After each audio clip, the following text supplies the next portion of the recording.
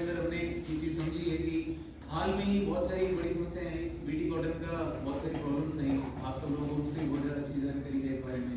और अंजीर के किसान लगभग 400 से ऊपर किसान हैं, जिनमें से 250 किसानों ने अपने 3 साल से ऊपर के जो पौधे थे उन सबको उखाड़ के अपना खेत समतल किया, यानी लगभग अपना पैसा शून्य कर दिया, नेगेटिव में चले गए। तो ये दो घटनाएं हुई, इन दो घटनाओं के पीछे कारण क्या है?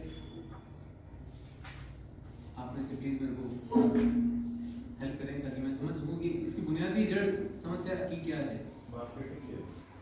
मार्केटिंग समस्या है।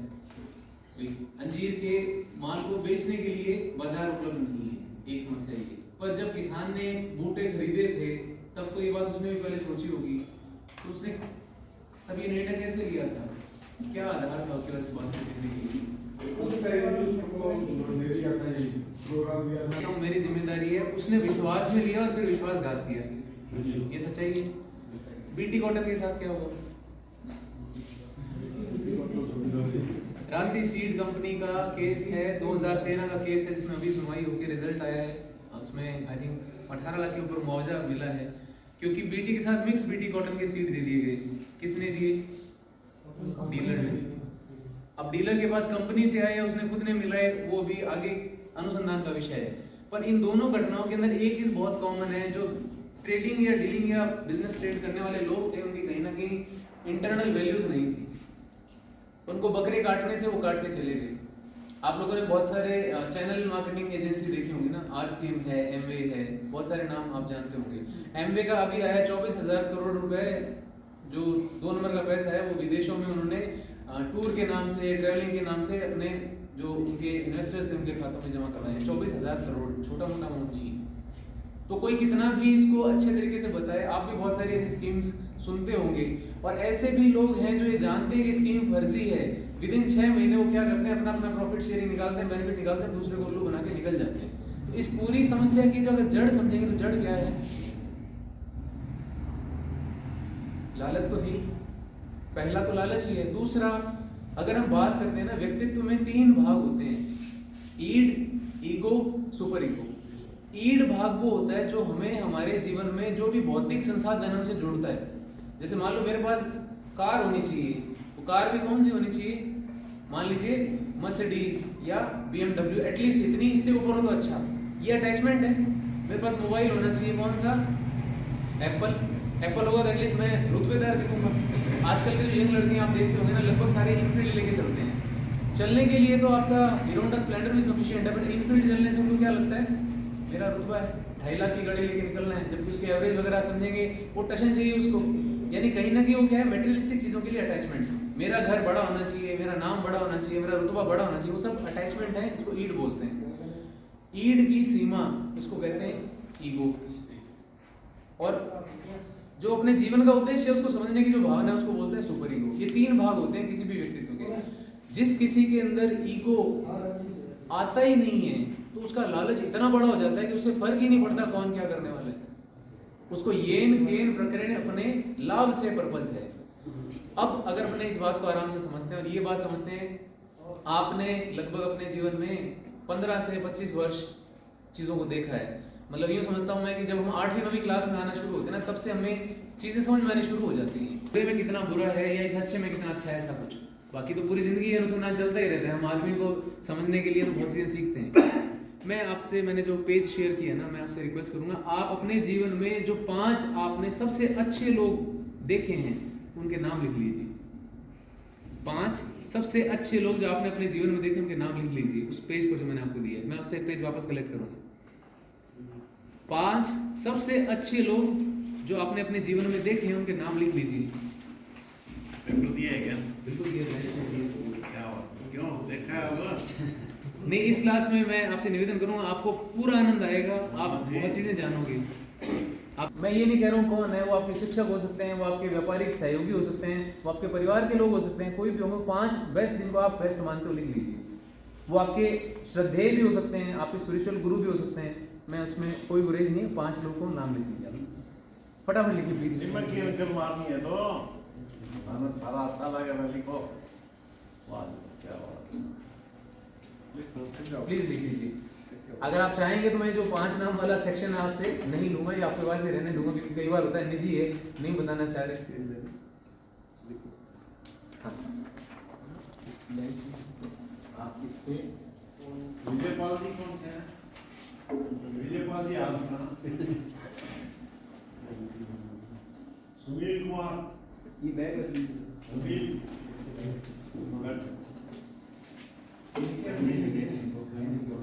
परमजीत सिंह, बैग दे दीजिए, वो नीचे बेच के रख दीजिए।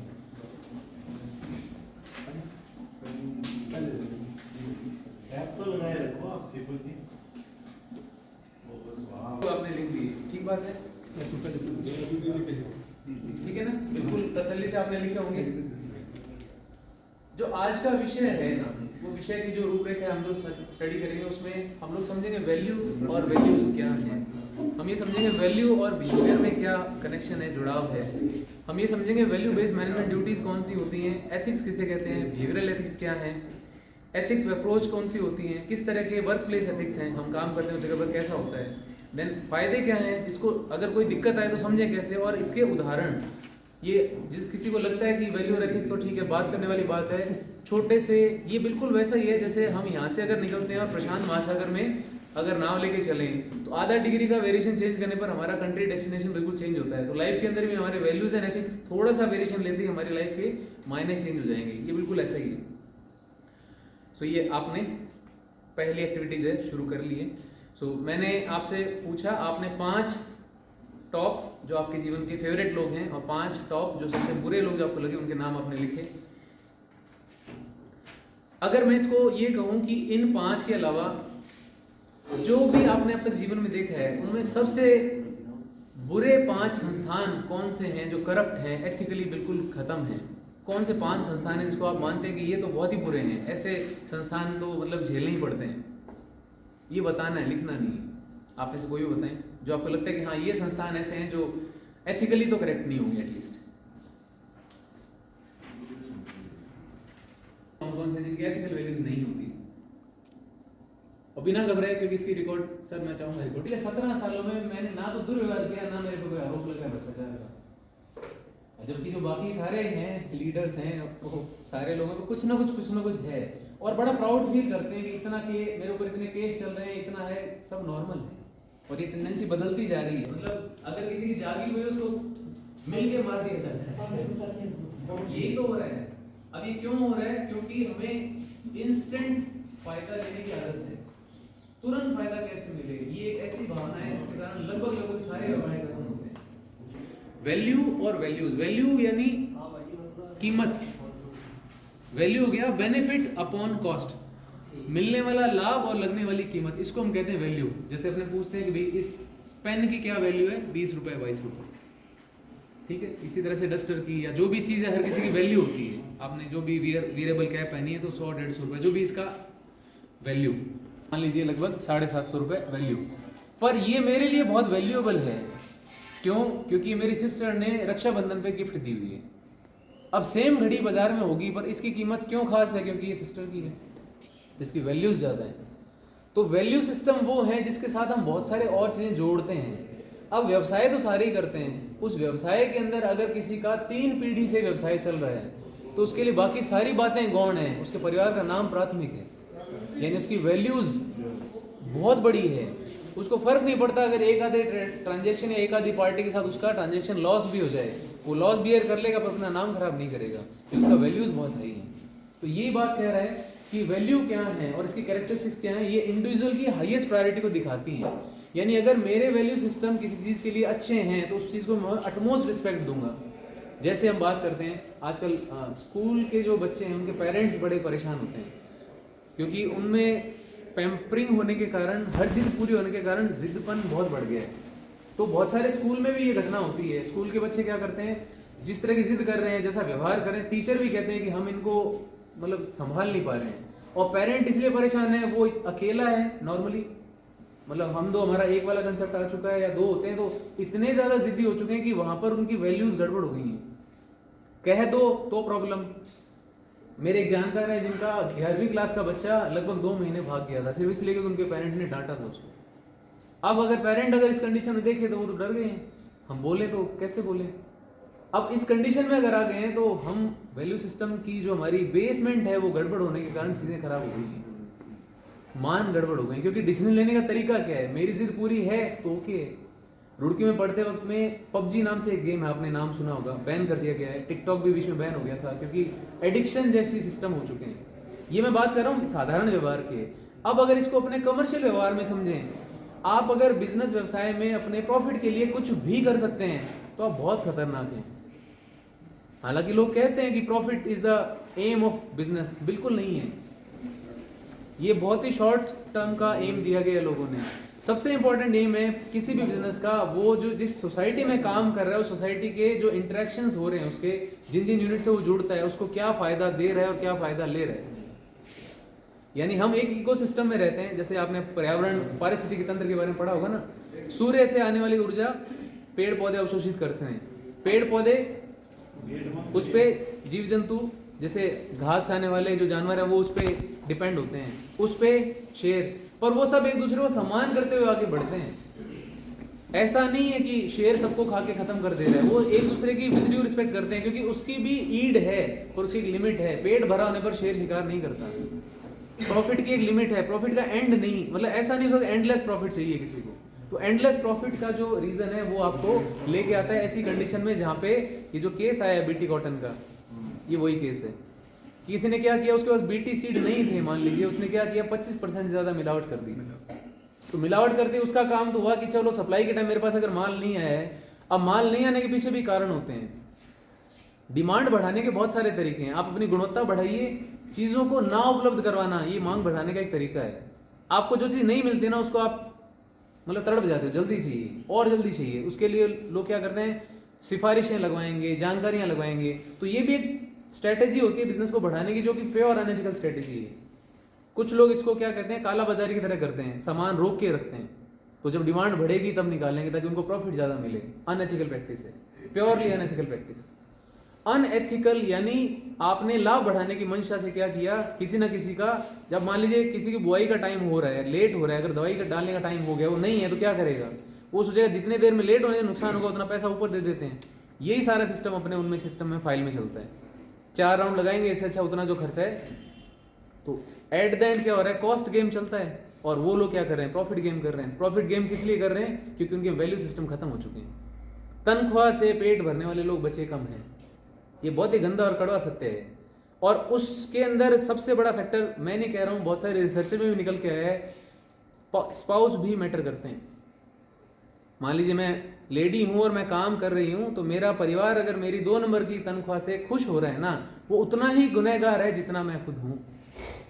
और अगर मैं आदमी हूँ और मेरी लुगाई अगर मेरे उस गहनों से, वो सारी सुविधाओं से राजी है ना, तो वो गड़बड़ हो चुकी है, कुएं में ही भांग पड़ चुकी है। तो फिर घड़े की जात पूछने की जरूरत बची ही नहीं, क्योंकि जब पूरा कुआं ही गड़बड़ हो गया है तो फिर उसके एथिकल सिस्टम बचे क्या। अब आप ये उम्मीद करो कि उनके बच्चे स्टैंडर्ड से बात करेंगे, एथिकली करेक्ट होंगे और वो बड़े होते टाइम वो सारा जो आप एक्सपेक्ट कर रहे हो बिहेवियर वैसा रखेंगे, पॉसिबल ही नहीं है, बिल्कुल ही पॉसिबल नहीं है। तो ये बात आती है जहाँ पर हम बात करें वैल्यूज़ की, तो कहाँ से आता है, फ्रेंच लैंग्वेज का वर्ड है वेलोर, जिसका मतलब होता है मेरिट, गुणवत्ता, यूजफुलनेस। आप जिंदगी में किस चीज़ को महत्व देते हो वो चीज़ आपके लिए वैल्यूएबल है। किसान को जहाँ पर 1 बोरी या 2 बोरी चाहिए वहाँ पे कोई नहीं, मेरा तो टारगेट पूरा होना चाहिए, मेरे को वहाँ पे पटाया और थाईलैंड में मेरा ट्रिप पूरा हो जाएगा। उस चक्कर में पंजाब की जमीन की स्टेटस देख लीजिए, मिट्टी की स्टेटस देख लीजिए, और वहाँ के आने वाले किसान, इवन नौकरियाँ जिनकी आती हैं वो पूछते हैं वैसा पंजाब जाए क्या, क्योंकि वहाँ और कुछ है नहीं है, ये वाली बीमारी का खतरा बहुत तेज है। और ये मैं नहीं कह रहा हूँ, आप भी इसको जान रहे हैं प्रॉपर। इसके पीछे जड़ कौन है, लाभ, अनुचित लाभ। बीमारी वो है, बीमारी वो नहीं है। अगर कंट्रोल के अंदर ये चीजें की जाए, अब ये भी लोग कहते हैं कि सर जो स्प्रे कर दिया उसके बाद 5 दिन 6 दिन में तो वो फसल ऐसी हो जाती है, लोग खरीदते नहीं। बिल्कुल, लोगों में भी अवेयरनेस कम है, हर चमकती चीज सही नहीं होती। ऑर्गेनिक को, चलो ऑर्गेनिक तो एक बहुत अलग डिबेट का विषय हो गया। साधारण फसलों के अंदर भी अगर हम केमिकल स्प्रे की मात्रा अगर देखें तो जैसे आर्य सर हैं यहाँ पे, वो कहते हैं कि 4 फसलें तो खानी ही नहीं चाहिए, टमाटर, भिंडी, बैंगन, एक और नाम लिया था, इसको तो बिल्कुल मत खाइए, 17 से ऊपर स्प्रे होते हैं, यानी वो हाँ बिल्कुल ही नहीं खाना चाहिए। जबकि हमारी रोज की प्लेट में सबसे पसंदीदा चीज, मेरा भांजा है, मेरी बेटी है, भिंडी है तो रोटी चाव से खाती है, और अगर इस सीन को समझे तो लगता है कि मैं भिंडी घर में लेके क्यों आ रहा हूँ। तो एज ए पेरेंट फील होता है ना कि मैं क्या लेके जा रहा हूँ, जबकि मेरे को पता है अनएथिकल हो गया है, गड़बड़ हो गया है। इसके पीछे जड़ कौन है? बैंगन खरीदते हैं, उसके ऊपर पता नहीं किस तरह का तेल कोटिंग होती है, क्या चीज होती है, सब क्या है? अनएथिकल वे हैं पैसे कमाने के। तो एथिकल वैल्यूज अगर कोई ये कहता है ना कि वो कर रहा है, हमें क्या फर्क पड़ रहा है, दोबारा सोच लीजिए। हम जिस सिस्टम में रहते हैं ना, वो वही सांस है जो बाकी लोग ले रहे हैं। हम जो इनहेल करके एक्सहेल कर रहे हैं, वो दूसरे लोग उसको इनहेल कर रहे हैं। इसकी भी एग्जांपल लाएंगे, बहुत सारी बातें हम करेंगे। तो दूसरी कंपनीज में क्या होगा, आपका टारगेट पूरा नहीं होता है तो जो गाली गलौज का कल्चर है वो सारी कल्चर में सिर्फ एक बात कर रहा हूं, एम्प्लॉय एम्प्लॉयर रिलेशंस की। जैसे दूसरा आता है, एम्प्लॉय काम करते हैं तो टीए बिल बनाते हैं, तो बिल बनाने में बहुत फर्जीवाड़ा करता है एम्प्लॉय। उनका बहुत सिंपल टैरिफ है, टाटा वाले ये कहते हैं कि आपको पर ट्रिप पर डे आपको 1200 रुपए दिए जाते हैं, आप उसका क्या उपयोग करो, आप क्यों करो। आप जनरल बोगी में रेलवे में जाइए, बाकी पैसे बचेगी आपका, रुकाओ। वो अनएथिकल प्रैक्टिस की जगह ही नहीं छोड़ते। और अनएथिकल प्रैक्टिस अनइंटेंशनल अगर हो गई है तो कंसिडरेबल है, इंटेंशनल अनएथिकल के लिए कंसिडरेशन ही नहीं है, उसको टाटा से डिबार कर दिया जाता है और उसको श्योर किया जाता है कि टाटा ग्रुप के जितने भी एसपीयूज हैं कहीं पे भी उसको नौकरी नहीं मिलेगी एक बार ब्लैकलिस्ट होने के बाद। वो श्योर करते हैं क्योंकि वो अगर ऐसे लोग हैं जो लोगों की जिंदगी में परिवर्तन ला रहे हैं, तो वो मानते हैं कि अगर परिवर्तन लाने वाले लोगों की दिशा सही है हम आगे बढ़ सकते हैं। ये बात उतनी ही आसान है जितना बोलना है उतना ही लगाना है। जैसे अगर स्कूल के बच्चे को आप अपने, मान लीजिए मैं खुद की बात करूं, आप अपने बच्चे को समझाना चाहें कि बेटा कुछ मत कर, तो जो भी करे हमें बता दिया कर। सिगरेट पीता है बता दे, कम से कम नशे की तरफ अगर बढ़ रहा है तो आपको पता रहेगा, आप काउंसल कर पाओगे, मोटिवेट कर पाओगे। इतनी सी प्रैक्टिस की छुपाना बंद कर दे बहुत है उसकी जिंदगी की दिशा को सही करने के लिए। मुझे ऐसा लगता है, आप में से भी कुछ लोग अपने अपने तरीके जानते होंगे, पर सबसे पहली चीज जो अपने बच्चे को आप दे रहे हो वो क्या दे रहे हैं, उसके एथिकल स्टैंडर्ड्स एंड मोरल्स। और कैसे देते हैं? आप बच्चे को कहते हो बच्चे प्लास्टिक नहीं यूज करना चाहिए, आप खुद यूज कर रहे हो, 2 मिनट में बोलेगा या बोल देगी। छोटे बच्चे बहुत जल्दी बोल देते हैं, मेरे को तो कह रहे हो, आप खुद कर रहे हो, उसको वो मैनिपुलेशन आता ही नहीं। तो वो तो जो देख रहे हैं वो ऑब्जर्व कर रहे हैं। मेरी बेटी पढ़ती है केंद्रीय विद्यालय में, वहाँ पर प्लास्टिक बैन है, तो मैं जो मेरे टिफिन लेके आता हूँ मैं पॉलीथीन में करता हूँ, पापा आपके कॉलेज में प्लास्टिक बैन नहीं है? क्वेश्चन उठता है। जब आपका बच्चा आपसे क्वेश्चन पूछना तो आप फिर सोचते हो कि ये फिर अपने सिखाएंगे कैसे। फिर अपने बरसात के टाइम में होता है पूरा शहर हटा पड़ा गंदगी से, हम कहते हैं गंदगी बहुत है, सफाई नहीं होती, फैलाव कौन रहा है। बहुत सारे लोग ये कहते हैं कि सर ऐसा है, देखिए पॉलीथीन बैन करने से कंपनी वाले भी हैं, ये भी हैं, उस एक्सक्यूज से हमारे गंदगी फैलाने की कल्चर तो बंद नहीं हो रही। तो हमारे मान सिस्टम के अंदर अगर वो चीज नहीं है, ये उदाहरण है हमारे डे टू डे व्यवहार में। हमारा डे टू डे व्यवहार हमारा कमर्शियल व्यवहार पे फर्क करता है, हमारा कमर्शियल व्यवहार हमारी सोसाइटी पे फर्क करता है, हमारी सोसाइटी का व्यवहार हमारे देश पे और ओवरऑल दुनिया पे फर्क पड़ रहा है। आप अगर उसका गार्बेज का कैलकुलेशन करके समझोगे, गार्बेज का, नशे का, जहर का, जो भी अनएथिकल प्रैक्टिस हो रही है उनका, फ्रॉड एक्टिविटी हो रही है उनका, आप एनालाइज करके देख लीजिए, बहुत बुरे हालात हो चुके हैं। मान लीजिए कर्मचारी हैं, सरकारी विभाग में हैं, दिन भर में कुछ नहीं कर रहा है, उसको भी शर्म आनी चाहिए कि वो पैसे किस बात के ले रहा है। मैंने सुना था अभी पिछले साल का केस था, बिहार के अंदर एक विश्वविद्यालय में एक टीचर ने अपनी सैलरी लौटा दी कि मैं काम नहीं कर रहा हूँ इसलिए मेरे को तनख्वाह का ये हिस्सा नहीं चाहिए क्योंकि मैंने अर्न नहीं किया। अब इसके जड़ में जाते हैं पीछे, उसके मन को कचोटा होगा ना, मैंने बिना अर्न किया पैसा कमाया है। आप लोग कैसा भोला आदमी है, सिस्टम अलग हो गया ना। पर उसको अपने घर पे अपने परिवार में एक लेसन रखना था अपने बच्चों के लिए कि मैंने जो कमाया मेरी ईमानदारी से कमाया। इतने लोग हैं कितने, और ऐसे परिवारों में आप जाके देख लीजिए उनके बच्चे किस तरह के होंगे। अगर बच्चा अचानक गलत रास्ते पे जा रहा है, ऑटोमेटिकली जा रहा है ना, थोड़ा सा अपनी जो अर्निंग सोर्स है उसको दोबारा चेक कर लीजिए।